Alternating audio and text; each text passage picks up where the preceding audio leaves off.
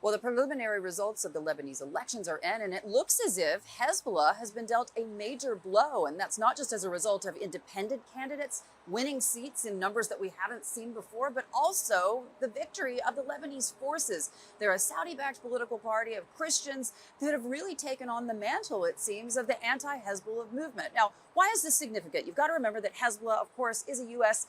Designated terror organization, but they are, of course, a major political party in this country. We're talking about a confessional system of 128-member parliament where the president is always a Christian, the prime minister is always a Sunni, and the speaker of the parliament is always a Shia.